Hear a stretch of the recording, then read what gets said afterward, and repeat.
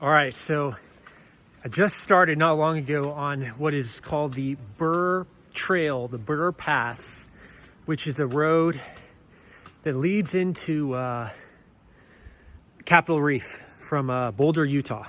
And it's a long road. Some of it's paved, some of it's dirt. But I'm not officially in the park yet, but there's still a ton to see. I mean, it's just so much out here. I could go on, but one of the places I just stopped in, as I'm currently in Long Canyon, and there's part of Long Canyon, there's something called the Singing Canyon. And apparently the acoustics are very good here, that you could sing. So I thought I'd try out my voice. Look at this, look how the walls are curved. It really does echo down in here. It's so neat in this little canyon. None scania, but a be shootable. Venadable.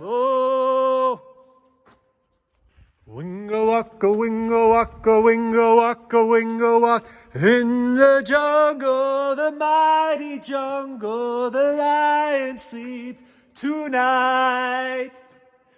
In the jungle, the mighty jungle, the lion sleeps tonight. We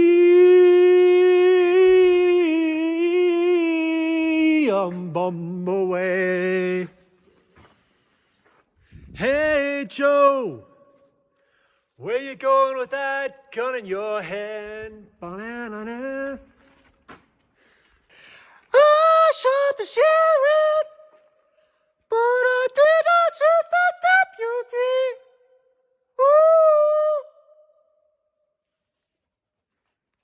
Ooh. Who are you? Who are you? I really want to know. Hey Jude, don't make it bad. Take a sad song and make it better. Remember to let her under your skin. Then you'll begin to make it better, better, better, better, better, better. Woo! Na, na, na, na, na, na, na, na, na, na. Hey, Jude, Jude, Jude, Jude, Jude, Jude, Jude. What do you guys think? Should I do American Idol? Pretty impressive, huh? Check out these canyon walls right here. This formation is so similar to Paria Canyon. It reminds me just of it. This and the Long Canyon right here.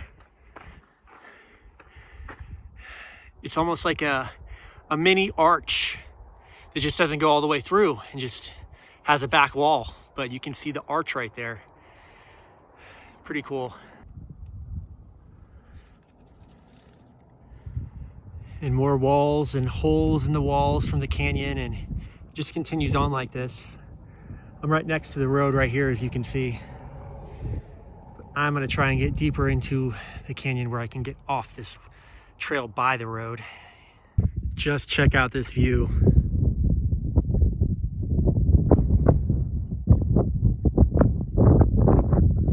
Just got out of the Long Canyon, and right here, it just continues with all of this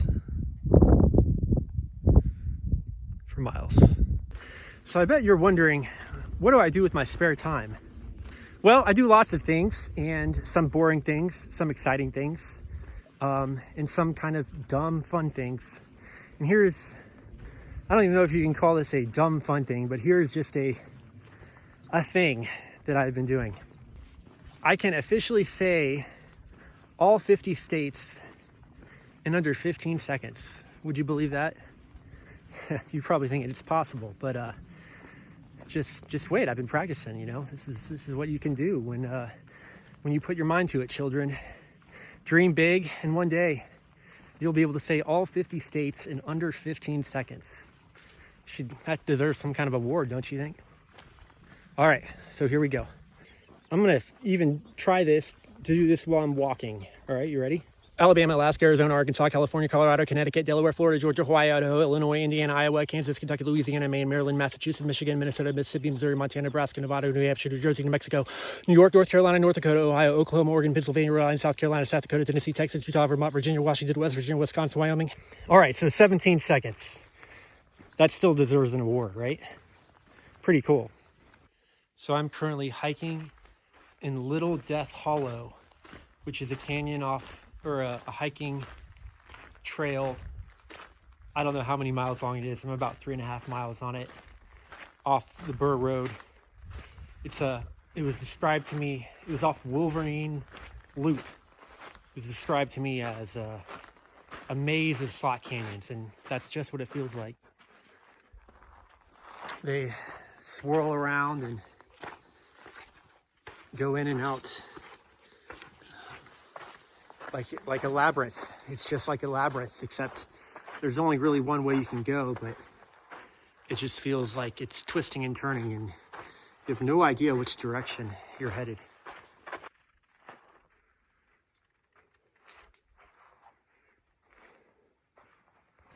Check out this tight little canyon.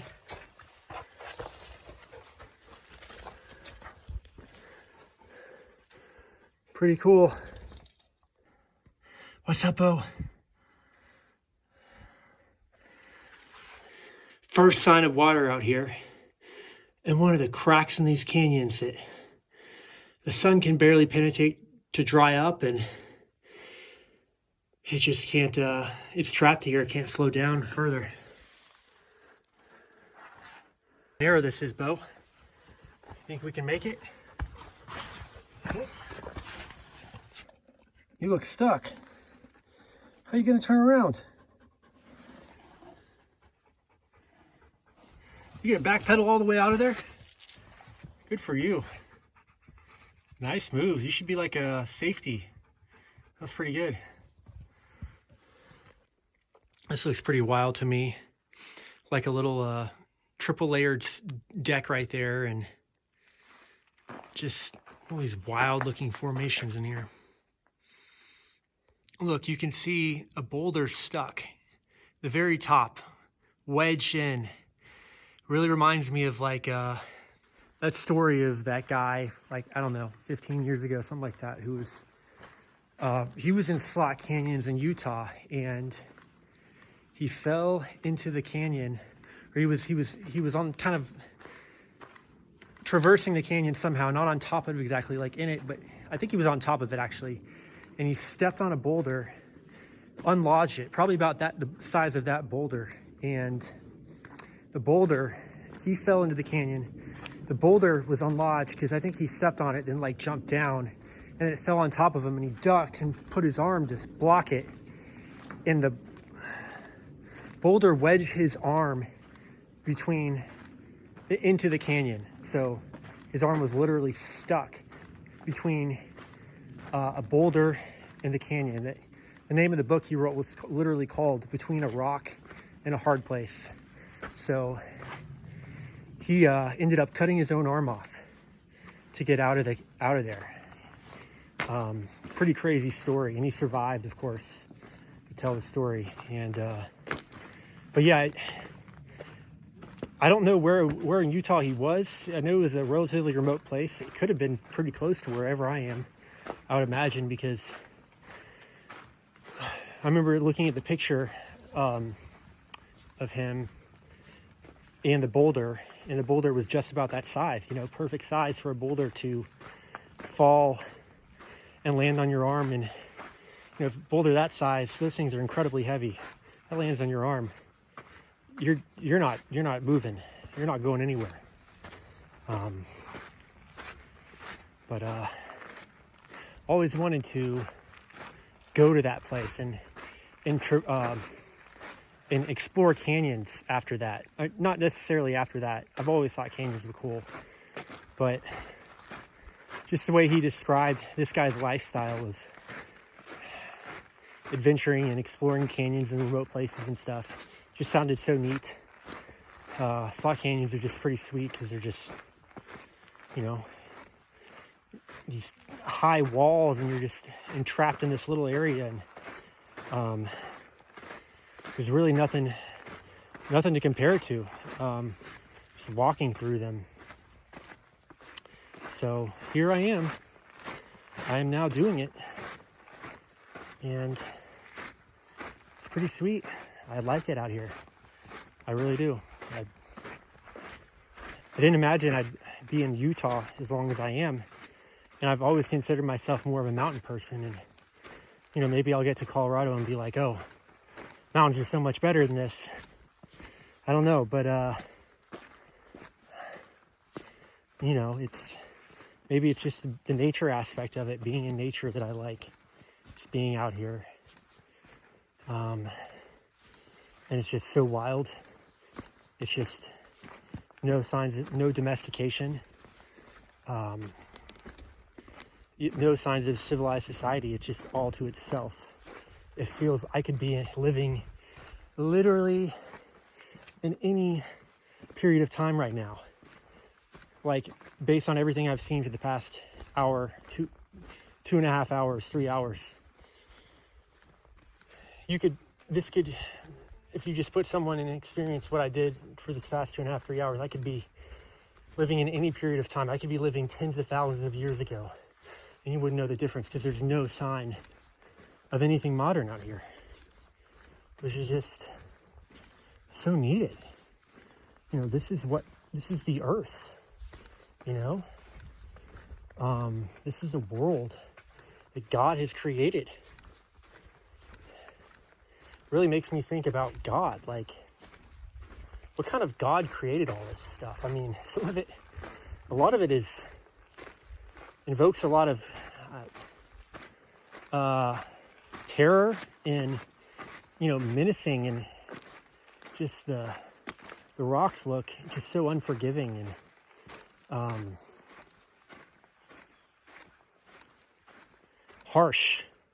That's kind of this desert, but mountains are the same way. But just looking at God's world, it just makes me really think about the creator of the universe and what he could possibly be like for creating all this stuff. It's just so wild. Jesus is just so wild, I think, so it's an element that's very missing, at least in the American church. I think it's too disconnected from nature. There's a depth that I don't know how else can be achieved out here. It's character building, character forming.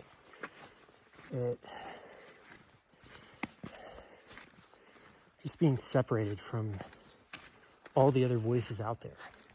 It sounds so cliche and so hippie, but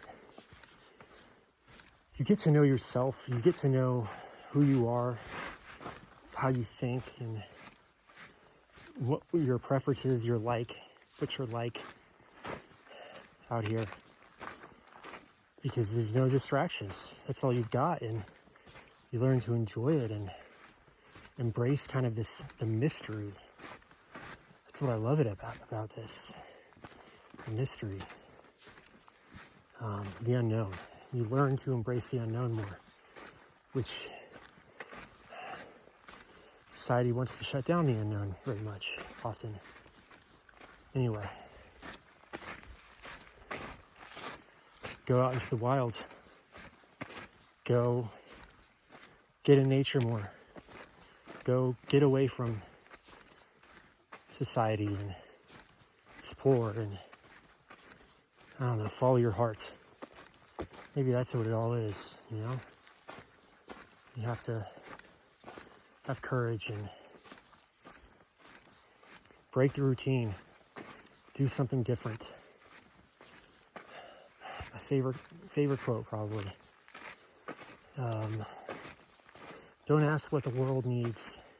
Ask what makes you come alive and go do that. because what the world needs is more people who are alive. So on with that favorite quote. Check out the pretty blooms from these cacti. They look almost like little roses. Such a nice taste of beauty and pleasantness and sweetness in this otherwise unforgiving canyon out here.